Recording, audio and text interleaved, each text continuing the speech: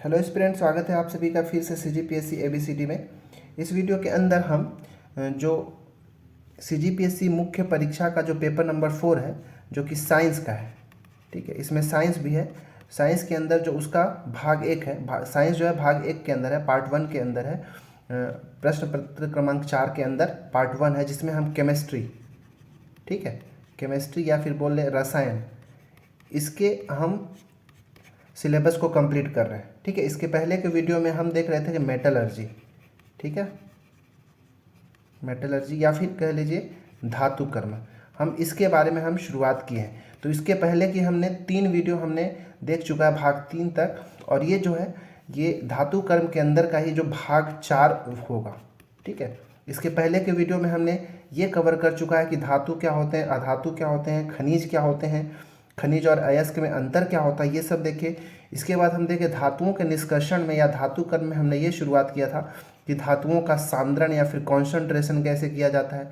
फिर हमने देखा था सांद्रण के, फिर हमने इसकी विधियां भी देखे थे कि सांद्रण करने के क्या क्या विधियाँ होते हैं। फिर हमने निस्तापन देखा, ठीक है, निस्तापन के बाद निस्तापन को कैल्सिनेशन भी कहते हैं। फिर हमने भर्जन देखा अर्थात रोस्टिंग देखा। रोस्टिंग के बाद हमने फिर देखा था प्रगलन, ठीक है, स्मेल्टिंग।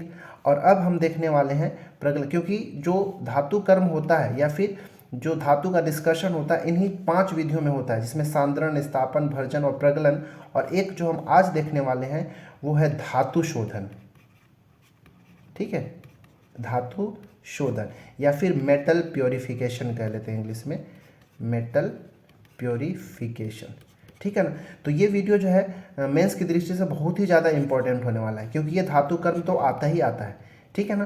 तो ये केवल CGPSC के लिए ही ये इंपॉर्टेंट नहीं है, CGPSC के लिए तो इम्पॉर्टेंट है, ये मना नहीं कर सकते, परंतु जो अभी स्कूल में है, ठीक है, उन बच्चों के लिए जो कि क्लास 10th के अंदर हैं या फिर क्लास 11-12 में, तो 10th के बच्चों का, क्योंकि ये सिलेबस जो है 10th के अंदर का है, तो क्लास 10th के स्टूडेंट के लिए भी बहुत ज़्यादा इंपॉर्टेंट होने वाला है, ठीक है। और इसके अंदर मैं सभी के लिए एक बेहतरीन डायग्राम के माध्यम से उसको समझाने की कोशिश करूंगा, और वहाँ पे उनका जो डिटेल्स भी है, एक्सप्लेनेशन को भी लिखा गया है, ठीक है, ताकि आप स्क्रीनशॉट लेके उसको अच्छे से पढ़ सकते हैं, ठीक है, और अपना नोट्स भी बना सकते हैं, ठीक है। तो आप अगर मेंस की तैयारी कर रहे होंगे तो ये वीडियो बहुत ही ज़्यादा आपके लिए हेल्पफुल होने वाला है। तो चलिए वीडियो के अंत तक बने रहें, और इस वीडियो में हम पढ़ेंगे प्योरिफिकेशन ऑफ मेटल, धातु शोधन, और धातु शोधन की कौन कौन सी विधियाँ होती हैं इन सब के बारे में, ठीक है ना। तो चलिए हम अपने वीडियो शुरुआत करते हैं और देखते हैं कि धातु शोधन आखिर होता क्या है।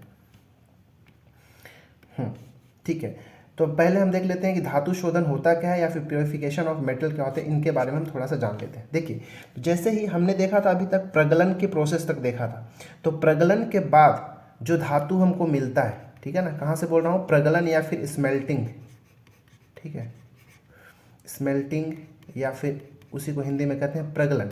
तो प्रगलन क्रिया के पश्चात जो हमको धातु मिलता है, ठीक है, वो धातु पूर्णतः अशुद्ध, मतलब पूर्णतः शुद्ध नहीं हुआ रहता है, ठीक है, उनमें कुछ न कुछ अवांछित अशुद्धियां भी उपस्थित होती हैं, ठीक है। तो इस अवांछित अशुद्धि युक्त जो धातु होता है, ठीक है, उसी को हम अशुद्ध धातु या फिर इम्प्योर मेटल कहते हैं, या उसी को कच्ची धातु भी कहा जाता है, या फिर अपरिष्कृत धातु, और इंग्लिश में इसे क्रूड मेटल कहते हैं, ठीक है ना। तो पहली बार मतलब प्रगलन क्रिया के पश्चात जो हमको धातु मिलता है उस धातु में अशुद्धियां होती हैं, और अशुद्धियों सहित धातु को हम क्या कहते हैं, अशुद्ध धातु, कच्ची धातु या फिर अपरिष्कृत धातु कहते हैं, ठीक है। तो इस क्रिया के पश्चात जो हमको अशुद्ध धातु मिल रहा है, इस अशुद्ध धातु को शुद्ध करना है, तो शुद्ध करने की क्रिया को ही हम क्या कहते हैं, धातु शोधन, ठीक है, या फिर धातु को हम अपरिष्कृत से हम परिष्कृत करने वाले हैं, इसीलिए हम धातु परिष्करण भी कहते हैं। इंग्लिश में इसको मेटल प्योरिफिकेशन या फिर मेटल रिफाइनिंग कहा जाता है। उम्मीद है ये धातु शोधन का आपको परिभाषा समझ में आया होगा, ठीक है ना। तो आप इसका भी नोट्स बनाते चलें, बहुत ही सटीक और छोटा मैं यहाँ पे बनाने की कोशिश किया हूँ, ताकि आपको ज़्यादा रटने की ज़रूरत ना पड़े और ज़्यादा बर्डन की तरह आपको ना लगे, ठीक है। तो ये था धातु शोधन क्या होता है उसके बारे में। अब हम आगे देखते हैं कि धातु शोधन की आखिर कौन कौन सी विधियाँ हो सकती हैं, ठीक है, मतलब मेथड्स ऑफ मेटल प्योरिफिकेशन या धातु शोधन की विधियाँ, ठीक है। देखिए, अब धातु को शोधन करने के लिए या फिर धातु को प्योरीफाई करने के लिए, रिफाइनिंग करने के लिए 2 विधियाँ महत्वपूर्ण हो सकती हैं। पहला क्या, भौतिक विधि या फिर इसी को फिजिकल मेथड कह लेते हैं, और जो दूसरी विधि होगी रासायनिक विधि या फिर केमिकल मेथड्स, ठीक है। तो इस भौतिक विधि के अंदर हम पढ़ेंगे द्रवण, ठीक है। जो सिलेबस के अंदर है हम केवल उसी को पढ़ेंगे, बाकी को हम छोड़ देंगे, ठीक है। तो द्रवण विधि, इसी को इंग्लिश में लिक्विडेशन या लिक्विफेक्शन मेथड कहा जाता है। दूसरा जो भौतिक विधि है वो है जोन शोधन या फिर प्रभाजी क्रिस्टलीकरण, इंग्लिश में जोन डिफाइनिंग या फिर फ्रैक्शनल क्रिस्टलाइजेशन मेथड कहा जाता है। तीसरा जो विधि है आसवन विधि, या इसी को कहते हैं डिस्टिलेशन मेथड।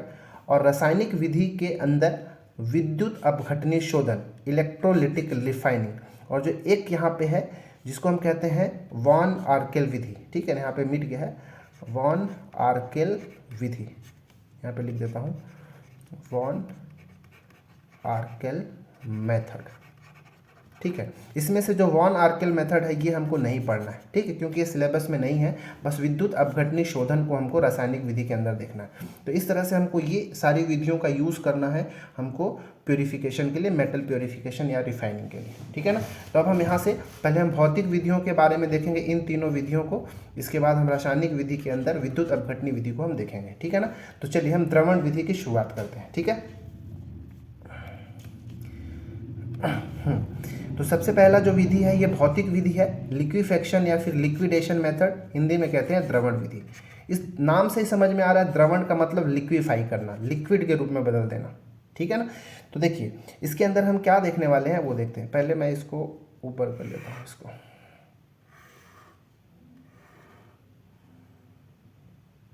ठीक है।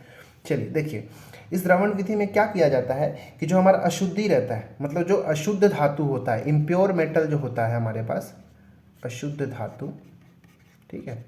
तो उस अशुद्ध धातु के अंदर जो अशुद्धियाँ उपस्थित हैं, ठीक है, और साथ ही साथ हमारा शुद्ध धातु होता है, ठीक है। तो इस द्रवण विधि के अंदर हम ऐसी धातुओं का हम रिफाइनिंग या फिर प्योरीफिकेशन या शुद्ध करते हैं, शोधन करते हैं, जिनका गलनांक निम्न होता हो या फिर जो बहुत कम ही टेम्परेचर पे क्या होते हैं, पिघलने लगते हैं, ठीक है। तो द्रवण विधि का प्रयोग ऐसे धातुओं के शोधन के लिए किया जाता है जिनका गलनांक कितना हो, निम्न हो। पहली बात तो ये, ठीक है। तो इन अशुद्ध धातु, ठीक है, इस अशुद्ध धातु के अंदर तो धातु है, ये साथ ही साथ अशुद्धियां हैं, तो इनके अंदर जो हमारा धातु उपस्थित है उनका गलनांक कितना होना चाहिए, निम्न होना चाहिए। तो इन जो अशुद्ध धातु होता है उसको क्या करते हैं, एक ढलान वाली परावर्तक भट्टी, ठीक है ना, एक भट्टी होती है, ठीक है। जैसे कि आप ये देख सकते हैं, ये एक भट्टी है पूरा, ठीक है। ये भट्टी एक स्लोप है, इसके ऊपर हमारा क्या रखा हुआ है, एक स्लीपिंग हर्थ रखा हुआ है, मतलब एक भट्टी है, ठीक है, जो कि ऐसा है स्लीप, मतलब बोल सकते हो कि एक इंक्लाइंड हर्थ है, ठीक है, इंक्लाइंड हर्थ कहते हैं, या फिर ढलान वाली भट्टी है, सिंपल सी बात है। तो इस ढलान वाली भट्टी के ऊपर यहाँ पे आप देख सकते हैं कि इम्प्योर मेटल या फिर जो अयस्क होता है उसको यहाँ से भर दिया जाता है, डाल दिया जाता है, ठीक है। अशुद्ध धातु होता है उसको चूर्ण के रूप में बना के यहाँ से डाला जाता है, ठीक है। और ये जब यहाँ पे आता है तो इसके साथ अशुद्धियाँ होती है और यहाँ पे क्या किया जाता है, आग लगा दिया जाता है, मतलब टेम्परेचर दिया जाता है, क्योंकि यहाँ पे जो हम धातु डाल रहे हैं उनकी गलनांक क्या है, बहुत कम। तो बहुत कम टेम्परेचर पर ही क्या होते हैं, जैसे ही यहाँ पे पहुँचते हैं तो ये मेल्ट होने लगते हैं, पिघलने लगते हैं, ठीक है। अब जब ये धातु पिघलते हैं तो क्योंकि धातुओं की गलनांक कम है तो पिघल के जल्दी ही वो आगे बढ़ने लगेंगे और यहाँ पे आके स्टोर होने लगेंगे, ठीक है। तो इसके अंदर हमारा प्योर मेटल या फिर शुद्ध धातु यहाँ पे है, कॉन्सेंट्रेटेड धातु है, जिनमें अशुद्धियों की मात्रा एकदम बहुत ही कम, ना के बराबर है।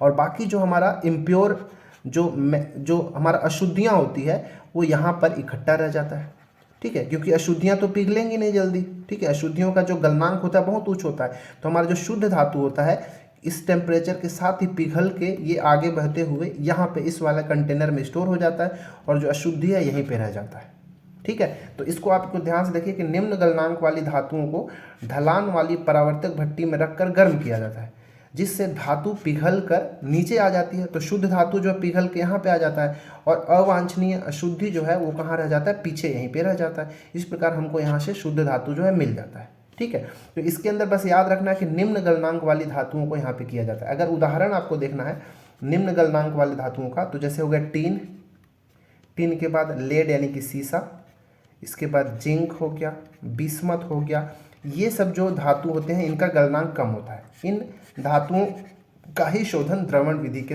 माध्यम से किया जाता है, ठीक है। उम्मीद है आपको ये समझ में आया होगा।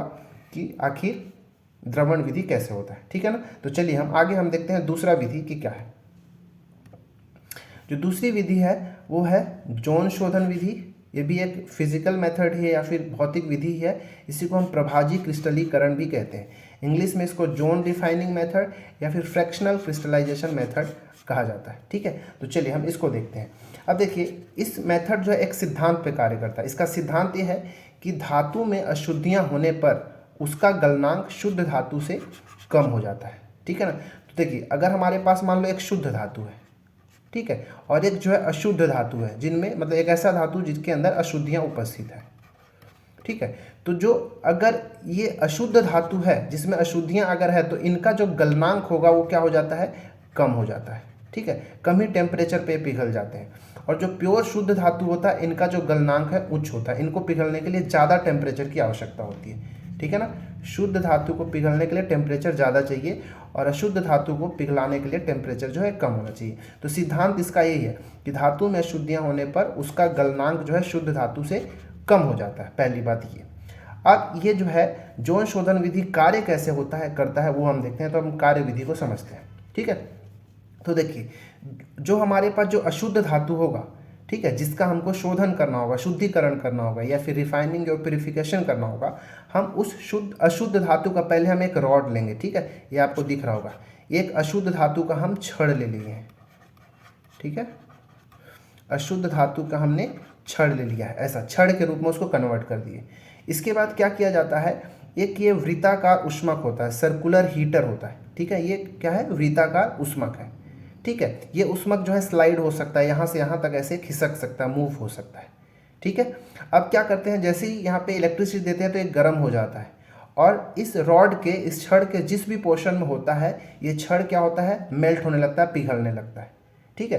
अब पिघलने से क्या होता है कि जो शुद्ध धातु हो वो पहले तो पिघलता है, पिघलने के साथ साथ, ठीक है। अच्छा मैं इसको एक बार पढ़ देता हूँ, इसके बाद इसको आपको समझाता हूँ। देखिए अशुद्ध धातु की एक छड़ बनाकर उसके एक सिरे से वृत्ताकार उष्मक द्वारा पिघलते तक गर्म करते हैं, ठीक है। तो हमने एक छड़ बनाया, इस उष्मक को यहाँ पे मान लो शुरुआत किए इस वाले यहाँ वाले पोर्शन से, ठीक है। उष्मक को हम शुरुआत में यहाँ पे रखें, ठीक है, और उसको पिघलने तक हम गर्म करने लगे, ठीक है। अब पिघलने के तक गर्म करते हुए धीरे धीरे छड़ के दूसरे सिरे की ओर खिसकाते हैं और यहाँ से इसको खिसकाते हुए हम इधर ले जाते हैं, ठीक है ना, उष्मक को। उष्मक के द्वारा धातु का एक भाग पिघल जाता है, मतलब जिस भाग पे ये होगा वो भाग क्या होता है, पिघलने लगता है और शुद्ध धातु द्रव से क्रिस्टल बनकर पृथक हो जाता है, ठीक है। जैसे कि अब ये जो है वृत्ताकार उष्मक यहाँ पर था, तो जब यहाँ पर था तो ये वाला पार्ट जो है पिघल गया और पिघलने के कारण जो शुद्ध धातु है वो क्या होगा, उसका गलनांक क्या होगा, क्योंकि अशुद्धि के साथ है तो कम हो गया। अब जब कम हो गया तो ये वाला पार्ट जो है पिघल के अलग हो गया और जब इस उष्मक को हम खिसका के यहाँ पे कर लिए तो ये वाला पोर्शन जो है ठंडा होकर क्रिस्टल के रूप में बन गया और ये वाला पार्ट पिघला हुआ था तो अशुद्धि, यहाँ का अशुद्धि जो था यहाँ पे चले आ रहा है, ठीक है, ठीक है। अब यहाँ पे पिघल रहा है तो यहाँ का जो शुद्ध धातु होगा, जैसे ये वाले को मैं यहाँ पे उठा के लाऊंगा तो यहाँ पे जो शुद्ध धातु था जो कि पिघला हुआ था वो क्या हो गया, फिर से क्रिस्टल के रूप में बदल गया और ये अशुद्धि जो है इधर से चले आएगा, ठीक है। तो इस प्रकार क्या होता है कि जिस भी पार्ट में उष्मक होता है वहाँ के जो शुद्ध धातु हैं क्या होते हैं, क्रिस्टल के रूप में कन्वर्ट होते चले जाते हैं और अशुद्धियाँ जो हैं इधर साइड दूसरे सिरे की ओर पहुँच जाते हैं, ठीक है। तो शुद्ध धातु जो है एक साइड रह जाते हैं और अशुद्धियाँ जो है धीरे धीरे दूसरे साइड चले आते हैं, ठीक है। ये प्रक्रिया को हम बार बार दोहराते हैं ताकि जो हमको ज़्यादा से ज़्यादा शुद्ध धातु हमको प्राप्त हो। इसके बाद जैसे ही बार बार अगर मान लो कर लिए तो अशुद्धियाँ जो है मान लो यहाँ तक पहुँच गई और इधर जो है शुद्ध धातु जो है क्रिस्टल के रूप में सॉलिड हो गया, तो ये वाले पोर्शन को बाद में काट के हटा दिया जाता है तो हमको यहाँ से शुद्ध धातु प्राप्त होता है। इसी को जोन शोधन कहते हैं या फिर प्रभाजी क्रिस्टलीकरण कहते हैं, क्योंकि किसी जोन वाइज मतलब पहले इस जोन को हम गर्म किए, शुद्ध किए, फिर इधर किए, फिर इधर किए, ऐसे करते आ रहे हैं, इसलिए इसको हम जोन शोधन कहते हैं। उम्मीद है आपको इतना समझ में आया होगा, ठीक है ना। तो आप इसका स्क्रीनशॉट लेके आप नोट्स बना सकते हैं।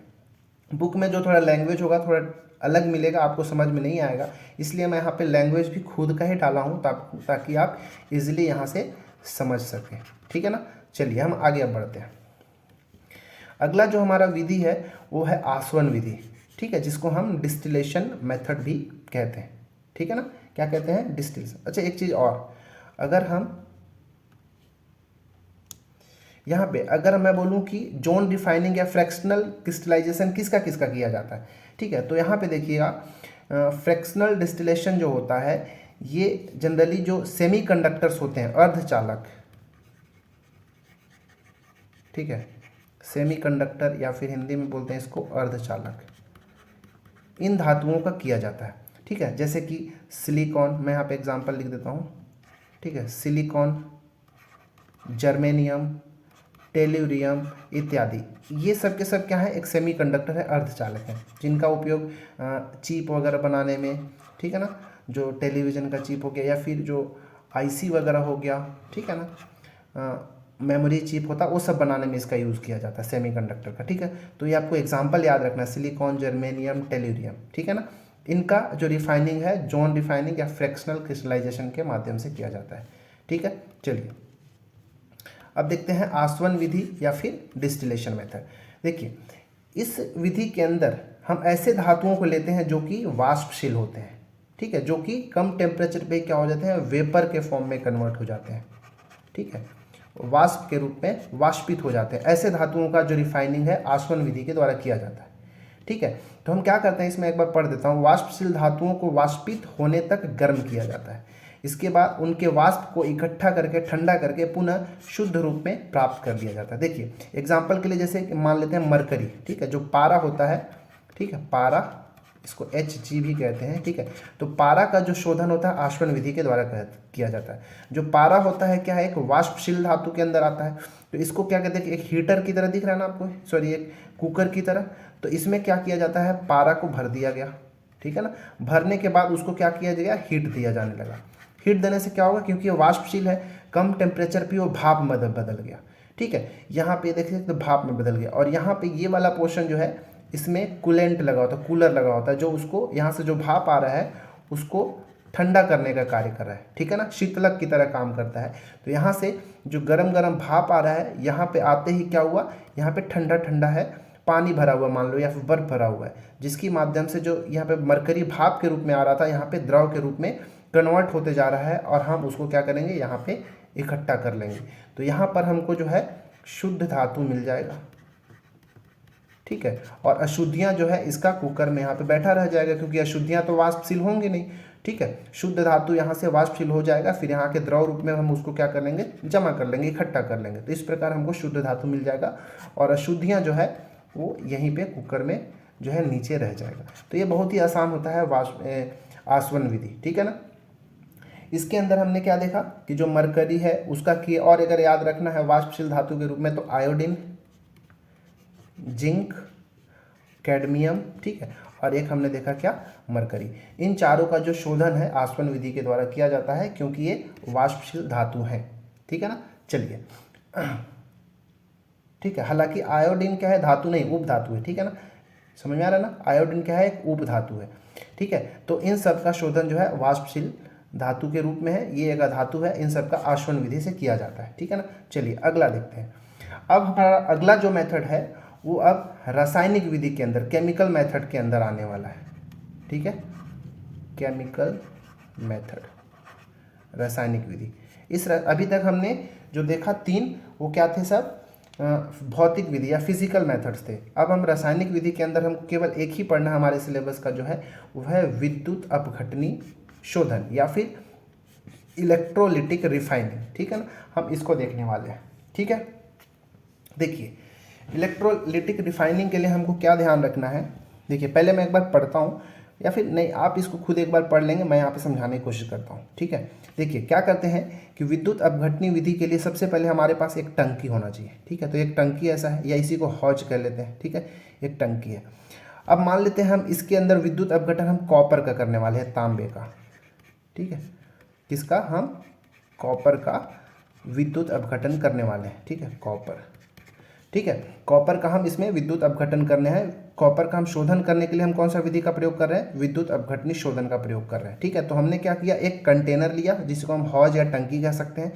इसके अंदर हमने दो इलेक्ट्रोड लगाया, ये एक इलेक्ट्रोड है और ये दूसरा इलेक्ट्रोड है, ठीक है। ये दोनों इलेक्ट्रोड जो है तांबे का ही है, ठीक है, लेकिन ये जो हमारा मोटा वाला जो दिख रहा है ना इलेक्ट्रोड, ठीक है, ये जो है अशुद्ध धातु का है, मतलब ये तांबा ही है, ठीक है, ये अशुद्ध तांबा है, मैं यहाँ पे लिख देता हूँ अशुद्ध तांबा, इम्प्योर कॉपर।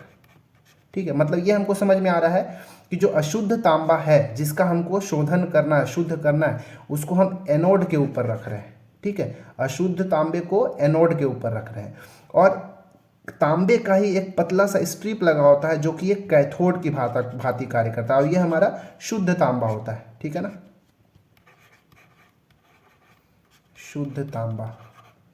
ठीक है, तो हमको अशुद्ध तांबे को किसके ऊपर रखना है, एनोड के ऊपर, और जो शुद्ध तांबा होगा उसको कैथोड के ऊपर। दोनों तांबा ही है क्योंकि हम तांबा का विद्युत अपघटन कर रहे हैं, तो दोनों जगह हमको तांबा ही रखना है, परंतु जो अशुद्ध वाला होगा उसको एनोड के ऊपर और जो शुद्ध वाला होगा वो कैथोड के ऊपर रखा जाता है। जो शुद्ध होगा देखिए वो पतला रहेगा। ठीक है, और जो अशुद्ध होगा वो उसका जो इलेक्ट्रोड होगा, जो पट्टी होगा, जो प्लेट होगा वो मोटा होगा। ठीक है, इन दोनों इलेक्ट्रोडों के मध्य एक बैटरी जोड़ दिया जाता है। ठीक है, ठीक है, ये प्लस माइनस देख सकते हैं। ठीक है, तो हमने जोड़ दिया। जोड़ने के बाद जैसे ही हमने यहाँ से इलेक्ट्रिसिटी पास किया, ठीक है, इलेक्ट्रिसिटी पास करते ही क्या होता है, अच्छी एक चीज़ और कि देखिए अगर हमने यहाँ पे तांबा का शोधन किया है तो तांबे का 2 इलेक्ट्रोड लगाया और यहाँ पे एक ग्रीन कलर का एक इलेक्ट्रोलाइट विद्युत अपघट्य भरा जाता है। ठीक है, ये जो ग्रीन दिख रहा है ना, ये क्या है, एक विद्युत अपघट्य है। अब देखिए जब कॉपर का 2 इलेक्ट्रोड लगा है और कॉपर का ही हम शोधन कर रहे हैं, तो यहाँ पे एक जो सॉल्ट भरा जा रहा है, जो सॉल्यूशन या विलयन भरा जा रहा है, वो कॉपर का ही होना चाहिए। तो यहाँ पे हमारे पास क्या है, कॉपर सल्फेट। ठीक है, क्योंकि इसमें कॉपर है तो कॉपर का ही लवण या सॉल्ट इसमें प्रेजेंट होना चाहिए।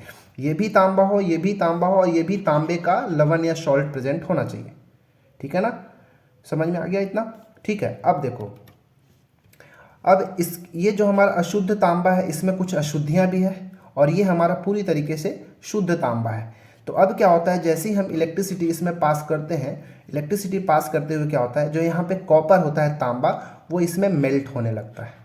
ठीक है ना, कॉपर क्या होता है, यहाँ का शुद्ध तांबा जो है मेल्ट होने लगता है और मेल्ट होने के साथ साथ यहाँ पे जो हमारा पतला वाला जो कैथोड है इसके ऊपर आके वो डिपॉजिट होने लगता है, इसके ऊपर जमा होने लगता है। ठीक है ना, ये वाला पार्ट जो है पिघलता चला जाता है।